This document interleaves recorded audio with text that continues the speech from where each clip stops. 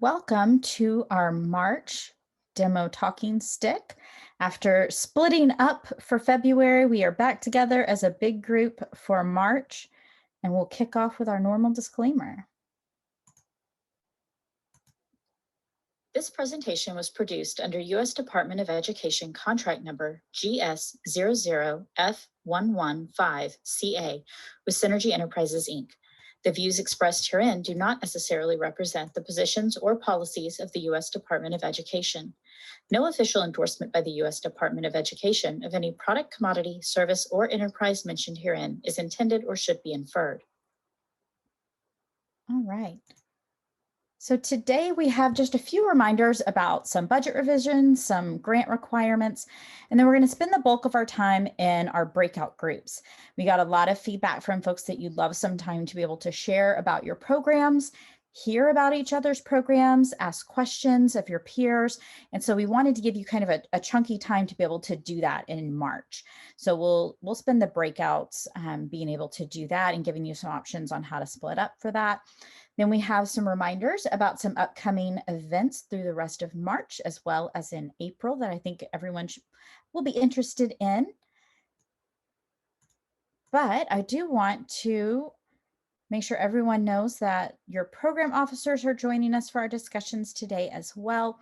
We have Bianca Williams for ACE and Donna Bussell for NYCP.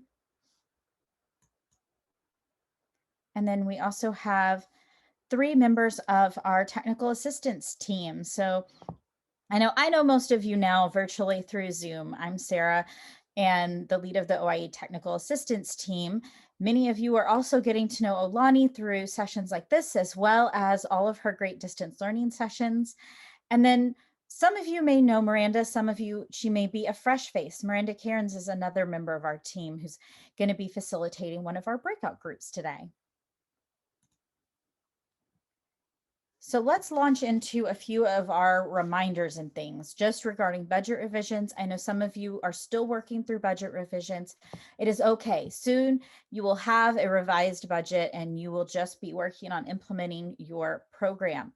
So those final revisions are under review. You don't have to wait for approval to begin expending those funds in accordance with your either last approved budget revision or your proposal. So continue expending in that way. Remember that additional budget revisions can be submitted anytime prior to September 2021. So if you're going through and maybe you're not working on a budget revision right now, but there have been some changes in your program, maybe due to some of the pandemic changes, and so you need to make some additional changes to your budget, you're welcome to submit another budget revision. You can continue doing that. They just ask that you not submit those in September, because that is when it gets a little wacky with trying to move into the new grant year and it's a little challenging. So really be looking at your budgets and figuring out as we head into the end of the school year and into summertime if you need to submit an additional budget revision. The other piece that has come up is the department is starting to get some questions about no cost extensions. It's a little early to be thinking about no cost extensions. We're not quite at the halfway mark of our grant year. So we want to make sure that everyone understands that you should be making every effort to expend your grant funds and carry out your grant activities as was described in your application and in accordance with your approved budget. Okay. If you attended the APR webinars, you know that if that is something that you're thinking might be needed for you, that you can discuss that possibility in section C of your APR. And then the formal request form will not be made available until toward the end of the grant year. So you don't need to go ahead and email in any request at this time. It's a little early for that. You can include that discussion in your section C of your APR and then wait for the form to come out in August. And if we keep going with programming, we may not even need one by then. And then final reminder that no cost extensions are not guaranteed and they are determined based on substantial progress. That key term we talked about a lot for those who are on the APR webinars. The other reminder is in regards to quarterly reporting. Now, this is specifically for NYCP grantees who are required to complete quarterly reporting. If you don't know if that's you, it's probably not you. You should know if you're on quarterly reporting, it would have been indicated in your GAN. If you are required to do quarterly reporting, your first report was due December 31st. If you did not get that in, don't just skip it, reach out. Your next report is due the end of this month, March 31st. And then the upcoming ones are June 30th and September 15th. So make sure that those are getting emailed in by the due date to Donna Bustle. That is an important part of remaining in compliance and continuing to show, again, that substantial progress.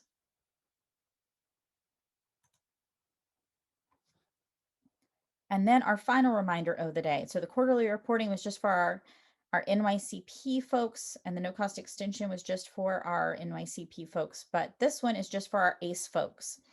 So some of you may be getting near the end of your planning period. I know a few of you, your planning period ends at the end of March. Well, before you can start implementing, you need to make sure that you've submitted your 4 required pieces to Bianca. Those are a description of your operational service selection process. So how will students and their families be selecting the services that they're going to take part in? A description of the operational parent involvement and feedback process. A sample of the written agreement that you're going to use between yourself, the grantee, and your service providers, as well as a list of the providers with whom you now have signed written agreements that you're going to be working with. And then the 4th item is a description of the process that's going to be used to choose students to be served if your demand exceeds your available capacity. So those 4 items have to be emailed in to Bianca prior to you starting implementation. So if you're getting near the end of that planning period, make sure that you're getting those in. If you have questions about those, need feedback on what you're putting together, and want to talk through anything, please feel free to reach out. We're here to help with that as well. All right. We are going to head into our breakout rooms. As we do that, John, I see your specific question. I do have your email, and I'm going to get back to you actually later this afternoon. You're in my queue, but I have seen you and I'm almost to you. All right, so for our breakout groups, we have 3 options for you today. I know many of you serve a wide variety of students, so really it's just a way to be able to break us into more manageable group sizes, and then once in the group to share. So if you would like to discuss today early childhood and elementary age programming, sharing what's going on with your younger students and the activities that you're being able to deliver to that age group. I know we've had a lot of interest in hearing from other programs and being able to share amongst those who are serving our youngest learners. And so having an opportunity to chat about that, that'll be one group. You'll see it's called Early Childhood and Elementary. The next option are programs for middle and high school youth. So if you want to talk about more of that older age group and you want to share what's going on in your program, hear from others, what they're doing with that older age group of student, pop in there. The 3rd group, you don't have to go there if you're an ACE grantee. You're welcome to go to one of the groups that's going to be talking about activities and what's going on in the program. But if you want to talk about ACE specific things, we had some interest in discussing what are you doing for service selection? How are you doing that? What's your process? How are you doing family feedback? What type of service options are you using? What providers are you using? So if you want to discuss some of those things that are a bit more ACE specific, then you're going to hop into that 3rd group and you'll see on the options, it'll just be called ACE specific. So I'm going to have one minute before we go into our thing. But when it does come up, you're going to be able to self-select from the options on the screen. If for some reason that doesn't show up for you, sometimes that happens if you're on maybe a mobile device, pop over in the chat box what group you're trying to head to. And Sarah Whitehead, our trusty producer, can help you get to where you're trying to go to, okay? Each of your rooms will have a facilitator to help you get situated once you're in the room. We'll be able to talk for a good 35-ish minutes before heading back. So really know this is a time for you to share, ask questions. When we come back, you'll get a little pop-up on your screen that will let you know that your breakout room is going to close in 60 seconds. And then it will whoop, pull you right back into the big room. So don't worry when your screen changes, both sucking you into the breakout room and sucking you back out. It will work. You'll pop right back in, and then we'll wrap up talking about some other events and things happening. So I'm going to have Sarah pop up those options so that everybody can pick their breakout room and head off into discussion.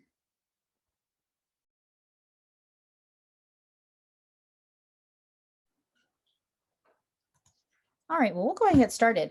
So this is really a time for all of you. I'm just here to help and help keep the conversation going. So if you have questions, whether it be questions for your peers, or if you have a question you'd like my feedback on, I'm happy to do that as well as what's going on in your program. For those who might have started some activities, what are you doing? For those who are still in the planning, how's that going? Any questions or anybody who would like to share?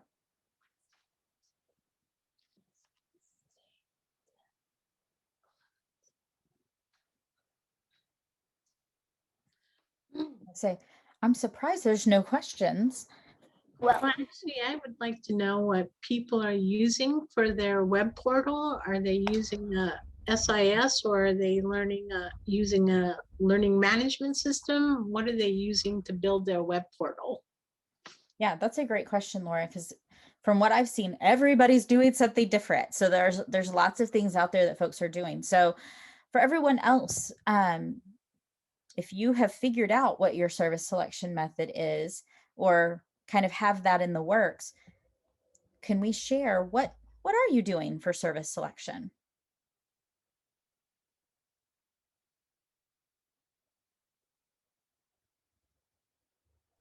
I'm actually not so much the service selection, the actual portal itself. Yeah, how they're actually going about, setting it up so families can select them. Yeah. Yeah. Ashley, were you raising your hand? You have? Yes. Yes. Okay, I'm actually working on that. I've been working on it for about a week or so. So I have developed a website through Wix, which is free if you're doing like the initial trial period. Even if it's not a trial, it's free unless you want the upgraded services. So that's where the booking or the selection services come in. You can upgrade your site for between $12 and $24 per month, and it allows your students to book directly through there. So for my students, what they would do is they'll go onto the site, they'll select book now, and there will be a list of services that they can select from, and those services will have a certain number of credits associated with it, and each student is allotted a certain number of credits. Activity credits is what we're calling them, and they'll be able to check out, if you will, and it's going to automatically give us the student what they selected, and then they're going to have their information generated on a form, which will then send to our student services coordinator. The coordinator will then be able to meet with that student, verify their selections when they booked, and then send that referral form over to the service provider. So it keeps everything digital, and you have a record for it where you can export into Excel. Yeah. And I would imagine, based on that it also timestamps everything, which really helps because you're having to keep track of how long it takes you to respond to things and things like that. Yes, and our entire portal is built around the student and the parent interaction. So even there is a feedback form, and then for parent feedback, there is a way for them to discuss what they're happy with, what we need to improve on, or different services they would like to have offered that are not currently offered. And there's also a forum page where the students can interact with each other. If they're going on an activity together, they'll be in groups and they can discuss, anything about that activity that they would like. Nice. That's all. Yeah, no, thank you for sharing, Ashley. Yeah, that sounds great. And I popped over in the chat box that wix.com that you were talking about. I've built websites on that too. It's pretty user friendly. Rusty? Mm-hmm. Oh yeah, I was just going to say, we're creating, I'm with National Indian Education Association, and we're creating a website where our students and families can go and they can look through the different services that we're providing and choose the ones they're interested in. They'll also be able to provide, we're creating kind of 2 feedback forms. One that the families and students can create or fill out about whether they like the services, and then they'll be able to provide us other, if they know of a different service or a different service provider, they can also submit that through the website. To go along with the website, we're also creating a mobile app so that the students and the families can download the app on their phone. And with a lot of the same things that the website does, it'll have all the services that they can select. It'll have the feedback forms. And then we're also, because we're working with the Navajo Nation and a lot of it's very big and very rural, we're also creating a 1-800 number that they can call, so that there's 3 different ways, 3 different methods that they can choose to look at some of the services and then select services. Nice. And who's manning the 800 number? You're like, and that's me. It'll be me. You are a one-man call center. I just want to add in, Rusty, I saw the email with your grant description and all those pathways this morning. So I thought that was really cool. And I just knew, hey, that looks like an ACE grant. Look at all those choices. Yes, I just talked to someone from there. Oh, was it Ms. Fernandez? Donna? Yeah. Yeah. No. And what did you use to build your app, or is it just HTML5 that can open up on an iPad or an iPhone, or is it a specific app? It's going to be a specific app that's being developed we are contracting with an app's it's the Native Teaching. I'd have to look up. I can get you the name of the company, but they're actually creating the name. They're actually creating the app for us. They've done a lot of app development with native languages and some other things. Is it Native Teaching I'll look it up and I'll put it in the chat box. Huh? Is it Native Teaching Aids? Yes. Native Teaching Aids out of Montana, I believe. Yes. Yeah.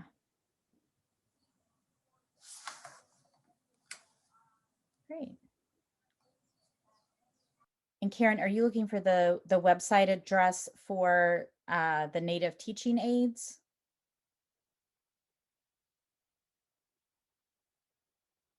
Okay.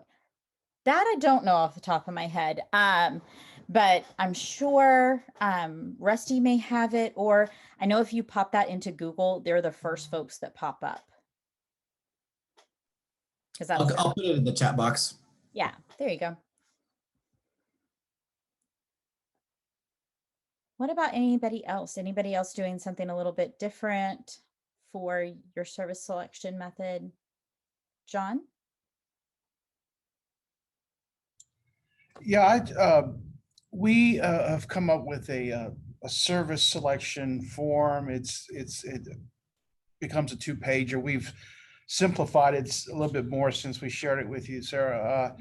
But it basically breaks out a point system, and based on our cost per student budget, the points represent a dollar range, and we know there's going to have to be some give and take, and because students will sign up and maybe they don't follow through, or maybe they don't use all their points or whatever. So it gives the parent and the student an opportunity to go through the selection form and to select how many sessions they want of whatever service it is.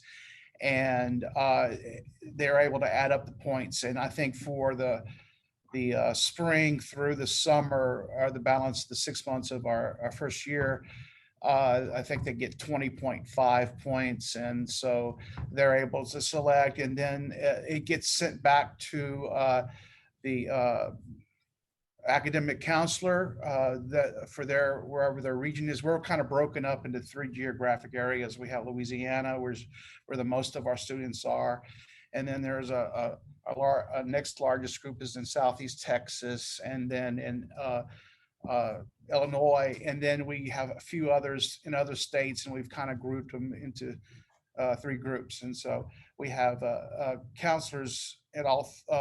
That will be, we'll have one in Chicago, one in Houston, and one in three in Marksville. So where the larger population is.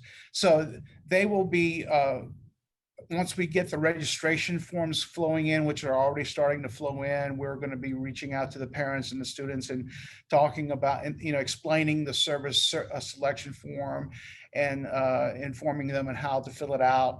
And then they will be sent back to us, and we will go through some assessments as well before we actually assign providers. We're trying to finalize our agreements now, or try to get it done. We have some that we've been working with, but we're wanting to make sure we're represented well in the three geographic areas. But I think it's a simple way.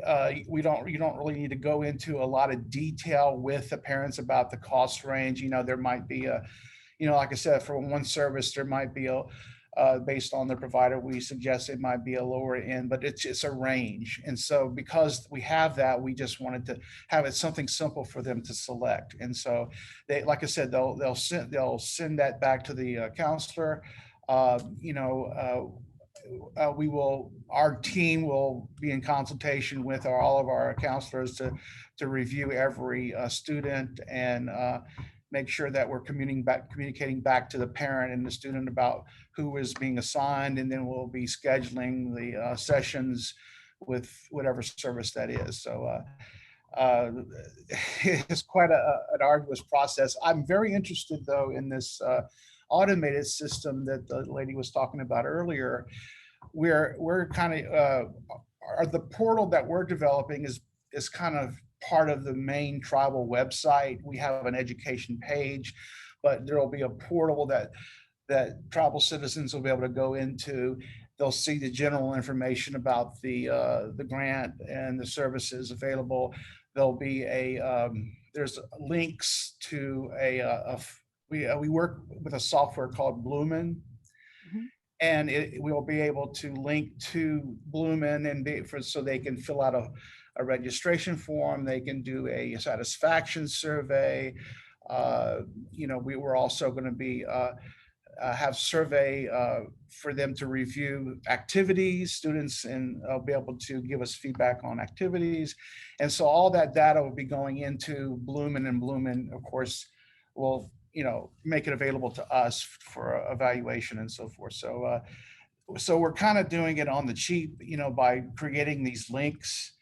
But I am interested in looking into what this other lady was talking about, if it's especially if you're able to somehow make it simpler. Yeah. So we'll look into that, but we're in a rush to get things together and ready to go by April 1st. And so that's what we're at now. You're going to be starting any day. Yes, very soon. So that's all I have. Yeah, thank you for sharing. I have a question for the team, and sorry if I'm moving us along, but I'm really interested in the way that you all are pairing your registration with your budget. Our hope is that our students can participate in multiple services, and our hope is that if we have to, we can supplement the budget to make that happen for our students. But I'm just kind of wondering if anyone has found a way that they've written that into their planning process or even their budget.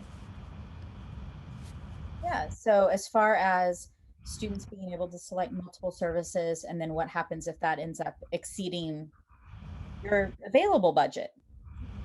Thank you. Yeah, exactly. You said that so much better than I did, but yeah. Well, that's actually one of the things everybody has to kind of think about, because that's really getting to that fourth thing that you have to turn into, Bianca, that if your demand exceeds your capacity, what are you going to do? Do you have a process by which you're determining, how you pick which students get served or what they get served with? Or, do you maybe, like you were talking about, Dara, have something where you can supplement your budget and you're able to then make it work where you can just keep it going? I think it goes hand in hand with the selection process that you all are describing, and the ways that, okay, how many do we have, how many spaces do we have for our students, what's still available?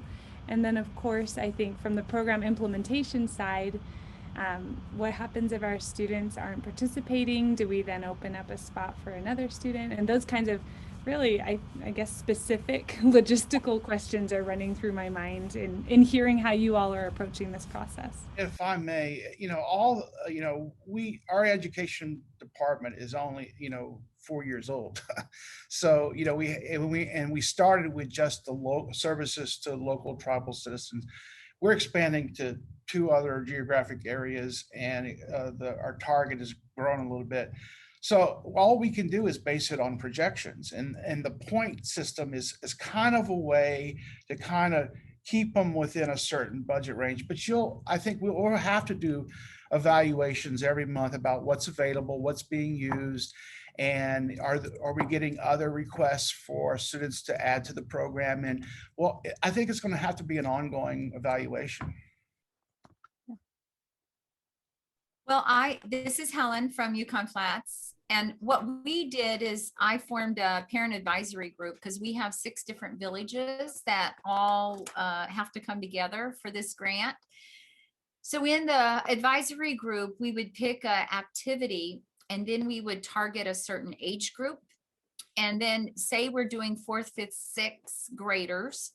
We started out in the 6th grade promoting that activity, and we filled it with all 6th graders first. And we didn't open it up till the 5th graders, till all the 6th graders were done. So we gave the 6th graders a deadline. We're giving the 5th graders a deadline. And then if there's any spaces left, we'll open it up to the 4th graders. And we'll evaluate it every time, but every one of them has a different deadline on when their desire is known for this activity. So that's how we worked our selection process.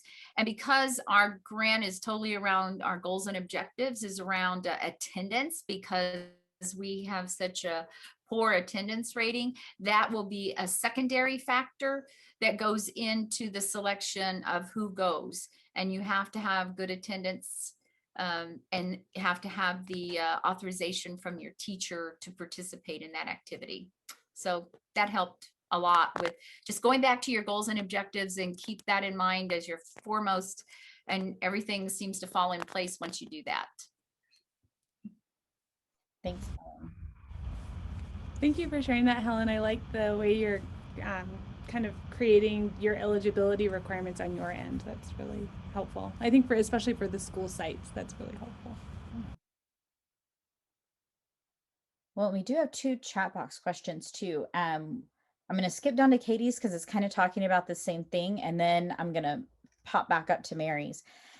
Katie was kind of adding on the same idea, but if you're using a point or a credit system for your kids, how are you determining what limit to put? So how are you deciding what their max credits or their max points are? Is it she's asking, is it based on just your available budget divided by the number of kids you plan to serve? Or are you setting potentially a higher limit, knowing that a lot of them won't use their full allotment? How are you kind of setting that?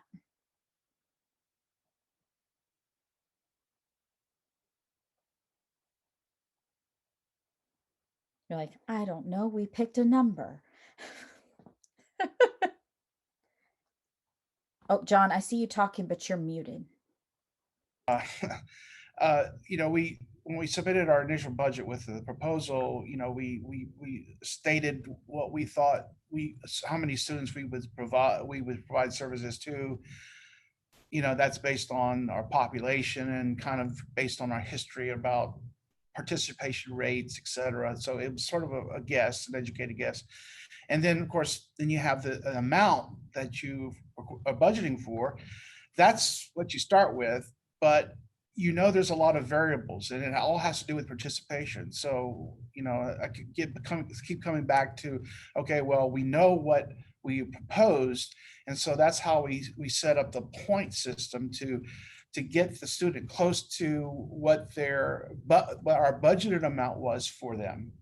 And that's, so we set up point values based on ranges of costs for that service. And so once we won't really know what adjustments we'll need to make until we see how many will take advantage of these services.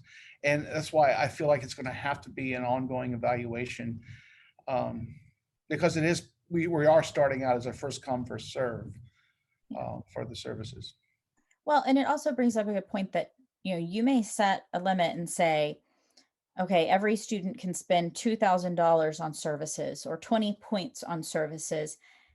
And then as you move through your time of implementation, this first implementation period, you may realize we have availability of funds and of services to where we can up that. And you could always go back and say, hey, everyone, you can actually now go up to 30 points.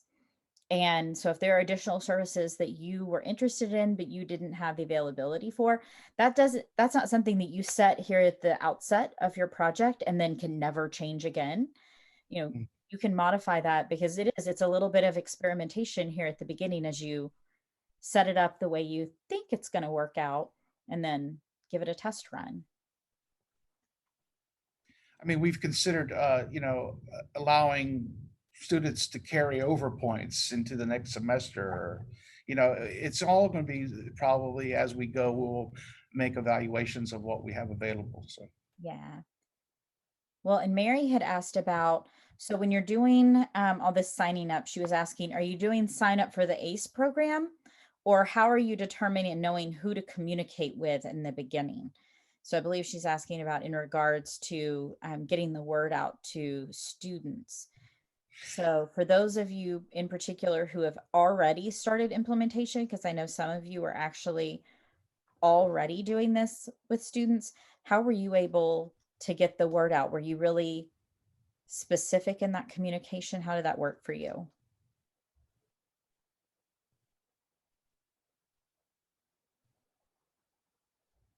And I know, even if, I know I pointed out those who have we're already already starting, we're reaching out right now, even though we know ACE services don't start to April 1st, we're reaching out. And so I took the travel enrollment list with birthdays. We were mailing to every household that has school-aged children. I matched up the school-aged children addresses with the adult addresses. So we mailed to the adults.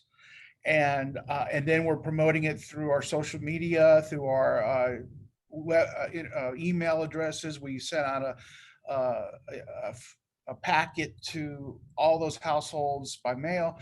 So right now it's sort of, we're just flooding all of our tribal citizens with the information. And of course, we have a base of students that have been working with through our NYCP program. So we have all the contact information there. So at first, it's going to just be a big splash, a shotgun effect, until we get people. We're going to keep after it. So yeah. Yeah. So your group is doing more of a reaching out to everybody every possible way. Are there any groups that are doing something maybe a little bit more targeted?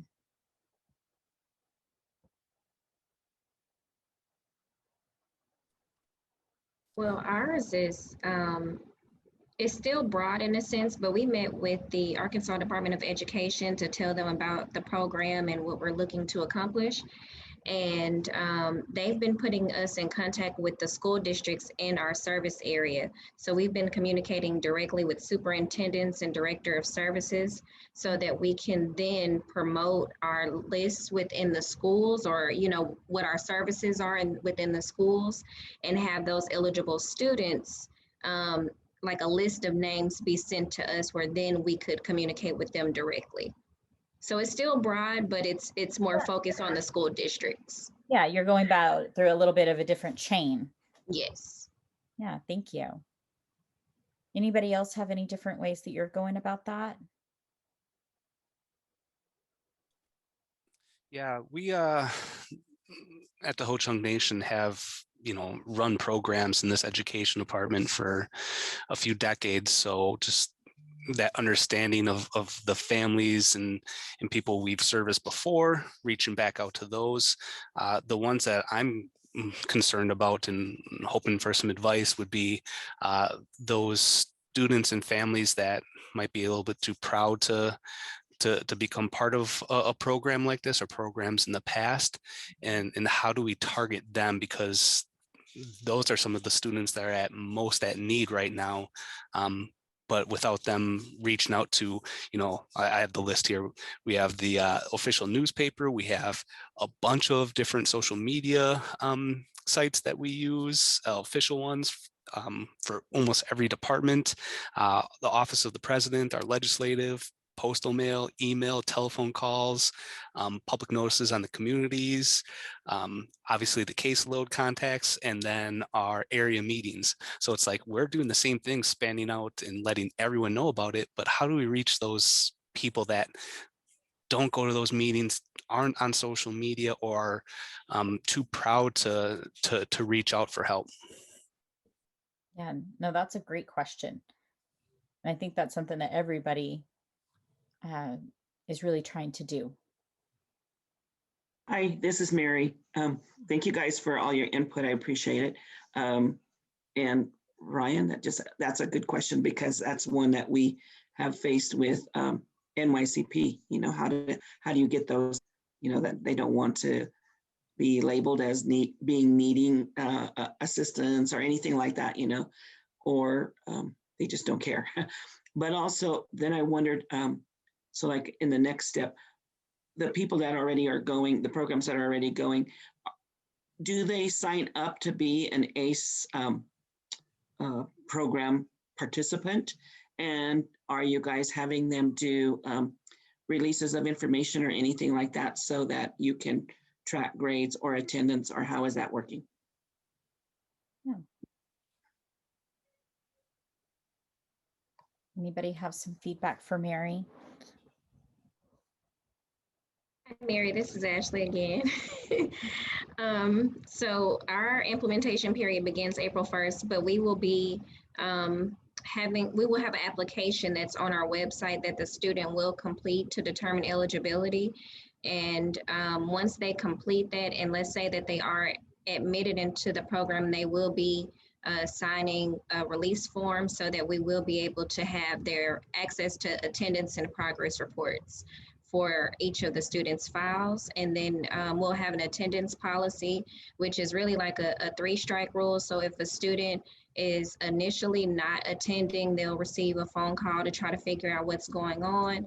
The second time we'll do a written warning. And then after the third time, a person that's going to be in our kind of like your lottery system holding place where they're in the waiting list, if you will, that student will roll in, and that student we have chosen priority is based off of does the student have a learning disability? Does that student have access to services, or is that access decreased by them being in a rural area because Arkansas has very rural populations, or is that student low income? And so we'll take those into account and admit those students that are on the wait list that meet those criteria first. Thanks, Ashley. I wanted to kind of go back to Ryan's question because I thought it was a really important one about outreach. I think for me, one suggestion that I would have is, how are you working with the institutions that are already in place in your communities? Like, how do you work with schools? How do you work with local government? It sounds like you work really well with a lot of the committees and the infrastructure that exists kind of politically. But then how are you working with teachers, and also how are you framing your services so that it's not something that's like because this idea of being proud to take it, the way that I hear that is that maybe the services are being marketed as something like you need because you don't have it already, or you need it because it's a deficit, or you're experiencing or showing a deficit. And the way that we've tried to kind of frame our services kind of reminds me of what John wrote in the chat of like, no, these are services that we're marketing towards people based on their interests. So students, if you're interested in pursuing post-secondary, then this is going to be something that's really interesting and important for you. Students, if you're interested in a more rigorous schooling experience, then this is going to be a program that's really important to you. Students, if you're interested in learning your cultural stories and your language, then this, so it's more of like an opportunity than than something that's designed for remediation. And I think that, you know, the data that we report is one thing, but the way we market and sell our programs to prospective students is really important. And then even in talking about what institutions are you partnering with, I can't recommend more highly than reaching out to schools and teachers, because there are people who have relationships with students and families. And if you know and if you can get to know the right people, then they can funnel students towards your programming. I think those are great tips because, yeah, coming from a more assets focused approach so that people can feel really positive about bonus ad experiences. And yeah, often, even if a teacher might not exactly know their family, they're going to know their kids. So they can at least help point you in that direction, help you build those relationships. So I think those are great tips. I also think in rural communities, we often don't have a whole lot of service providers, and that's kind of the challenges of this grant. But knowing that, like, how can you frame it as like an opportunity that's coming into the community, that's something that hasn't existed before, and that's another way that we can kind of say, like, look, we're infusing opportunities. And sorry, Laura, I saw you were going to say something. Yeah, because we're also taking a strength-based approach to offering these services, you know, based on the students' and parents' interests. And I want to circle that back to then, do we really need to have school grades then? Is that necessary to do a release of information? If we are saying if they started the program and ended the program, is that the measure of success? Do we need to have that school grade as a measure of success? Because I'm thinking about if, like, let's say we have a student who wants to learn how to be a better storyteller so that they could do public speaking, or to be able to, you know, give, I don't, oral reports, I don't know, whatever and stuff.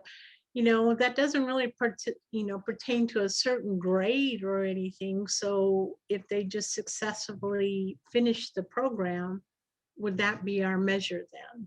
If, you know, if we're taking, not if, we will be taking a strengths-based approach to ACE. Right. Yeah. And as far as, you know, are you required to collect grades? There's not a specific requirement of which educational outcomes each of you have to measure. That really depends on what you proposed in each of your individual projects. So it would just be going back into that proposal and seeing exactly how you said you were going to be doing that, or how someone said you were going to be doing that piece. And there's another question too from Karen about start dates. And I wanted to make sure and answer that really for everybody, because I think it's good information, particularly as we do more of these group conversations. It's just making sure that everybody knows you all have different start dates. Some of you have already started your implementation period. We even had 2 brave souls who had no planning period at all and just jumped right in. And then there are a large number who have a full planning year and will not start their implementation until grant year 2 on October 1st, 2021. So yeah, when you hear people going, oh, I'm going to start my program, I'm starting implementation April 1st, don't panic. That might not apply to you. Your implementation period is probably different. All of your projects are different. So you want to make sure you're looking at your own implementation start date and not having a mild coronary in chat group today. So don't worry about that part. I think we have time for one more before we go. And I wanted to make sure we got up here. The question was regarding going digital. So looking for resources, and why I can't find it in the chat box anymore. Let's see. There was the question about, yes, moving to digital. So they're using a paper-based entry system for families and students, like an application, and they'd like to move to being digital. So they were looking for suggestions or software that they could possibly use. And I know Rusty also popped an example of his over in the chat box, and Michael just popped an example of what they're using over in the chat box. So those are great resources. Does anybody else have any ideas as far as how to go digital with that registration? Don't be afraid of it. Well, this I is mean, Helen. Oh, okay. it's something that's like challenging, for large numbers of students, all that kind of stuff. Going digital, you definitely have to have all your software in place, the correct software, staff has to know how to use it and stuff. But um, I think with like something that I posted in the chat, the one that we're using is Rediker or something like that. We're talking with them and negotiating. Right now, the idea is to take basically mirror what the school districts are doing. So in our area, it's really hard to, obviously in every area it's hard to share student information. So we want to create something that's like um, it works with the school districts, so the school districts don't have to like share their entire student database with us. They only need to um, share with us and upload into our system the students that we ask for and we have consent for, and then basically keeping it up to date with our staff that are on the ground with services that they're getting. On the other side of it, the student is going to be able to start a account to be able to see their information, the groups they're a part of, services that they're getting. And then the parents will have one as well. So everybody's going to be on the same platform communicating with each other. We can send out a communication from one person to every student that we have registered, which right now it doesn't exist. We have to send one email to every student, or lump them together in a large email, and that has data and information sharing, if iffy things attached to it as well. So this is a kind of a secure way to directly contact students, parents, and family. And then and then also, just all the things are in there with who can pick the kids up from the program, things like that. So we have a lot of paperwork around that, and it's hard because a piece of paper might have like gotten into a stack and didn't get entered, or something like that, and then we miss a parent pickup. So somebody's not supposed to pick somebody up, and we miss that because we didn't enter into a system. I think to giving the parents on their side of it and the students on their side of it engagement and freedom to change their own information, keep it up to date, and give important information like who can pick up my child, and have it readily available for the staff who are caring for their child. So those are sort of the basic things that we're looking to do with ours, mainly starting controlling our own data. We don't we're invisible. We're statistically invisible. All of our reports go down to maybe county level if we're lucky. We don't know exactly what is helping kids or um, hurting kids, and this is a way to see what programs they're involved in, track their GPA on a monthly basis of a large group of students over time. So we want to create our own data system that we can draw data from, and it really reflects the work that we're doing, and it affects what is happening within the community in real time. Yeah. Well, just to give everybody fair warning, we got our little warning, so we're about to get pulled back into that other room. So don't panic when that happens. But in the few seconds we have before that occurs, I love all the sharing, and I know there's been a lot of great things in the chat box as well. I'll pop again that link to that Padlet. I'll talk about it in our large group, but particularly for all of you who are ACE grantees, that is a great place where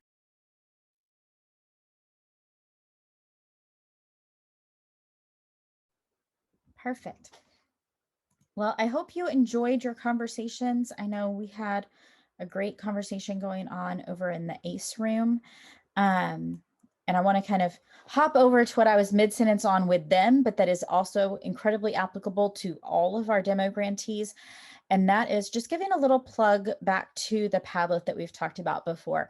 Now that we're all a little more settled into our grant year, I know in the group I had, we were talking about a lot of service selection methods, and people were sharing links to what they're starting to put together. This is a great place to be able to pop those in, and then we can all visit and see those examples and share with each other those ideas in a super simple way, so that, you know, it's at your leisure that you can view those and pop those in. So I'm going to pop that link back over in the chat box. And same thing, thinking about if you're doing something really cool in your program, and because so many of us are virtual, you may have it recorded. Pop a link in, let us see what you're up to. Maybe you have a question that you would like to kind of brainstorm with your peers. Pop that in. And then in particular too, we've got this area here for topics for upcoming sessions. If there are things that you'd like us to address or talk about in any of our upcoming talking sticks, please let us know. We really value that feedback, and that's a great way, again, in between the monthly sessions when these things pop into your head, to give some kind of in-between feedback and discussion.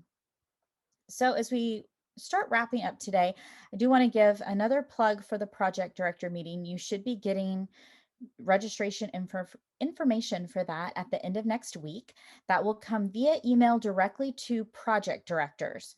Okay, so if you are not a project director, which I know many of us are part of the team, but not necessarily the project director, you will not get the email, because each project director is able to select a team of 3 to attend. So you as the project director are one of those people. And then you can pick 2 more people to be able to attend with you. For those who have multiple grants, remember that is 3 per grant. So if you have multiple projects, you're able to bring more people that way, because you may have a larger team.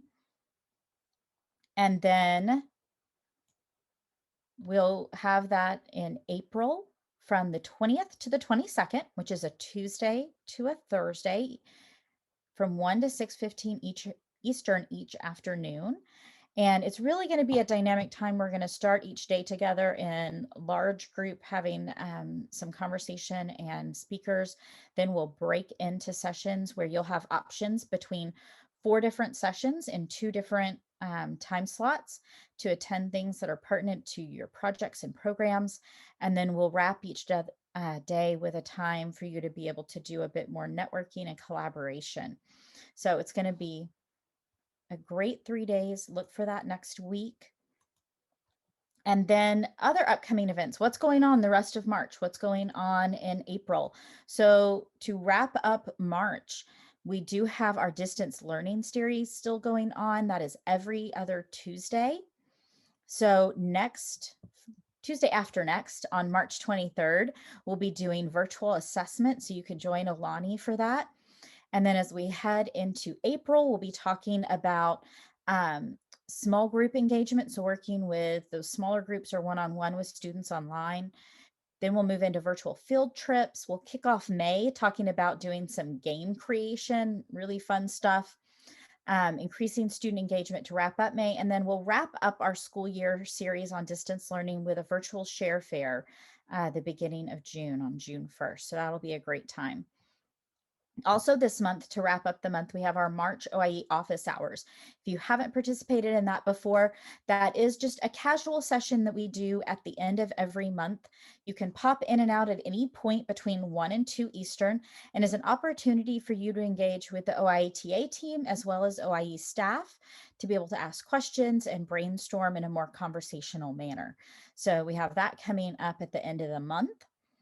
And then finally, make sure and come back next month for our April talking stick on April 8th, still at 3 Eastern, right back here. Now, as we wrap up here, I am going to pop up our end of event poll. I know everyone knows what to do already. You know to fast finger in your answer just to humor me. And while you're doing that, I also know that you know that Sarah is going to pop over in the chat box our feedback survey. If you really want to humor me today, you will take 2 to 3 extra minutes out of your day, head over to that feedback survey and complete that. It is super helpful for us. So if you don't mind doing the feedback survey, I would greatly appreciate it. And as usual, we'll wrap up just making sure that you have our contact information for your program officers, Bianca and Donna, as well as for the TA team. And just a little reminder, because I've had a couple of quirky ones come through lately on grantee name versus PR number. So little suggestion, check your PR number. Make sure the one that you probably have posted somewhere and are copying is the correct one for your current grant. I've had a couple lately that when I went searching to figure out who someone was associated with, it wasn't the PR number they thought it was. And then secondly, grantee name. When you're registering for events, grantee name, we're looking for the organization that was awarded your grant. That makes it easy to connect you with the right group. So I will look and see if we have any other questions we need to address. Let's see. We do have a question about sharing the slides and recordings. Yes, we will be sending that out. And no, the APR webinar, Nancy, is going to go out in the morning. So if you don't get that by about lunchtime tomorrow, shoot me an email. You should get that before lunch tomorrow. Great questions. So yes, we do always send out the slides as well as the recordings so that you can review any of the information and share it with other folks from your team. All right, well, we'll stay on for a couple more minutes if anybody has any final questions, but thank you so much for joining us for our March talking stick. I know I really enjoyed the discussions and I hope that you did as well. And have a great rest of your week. Bye, everybody.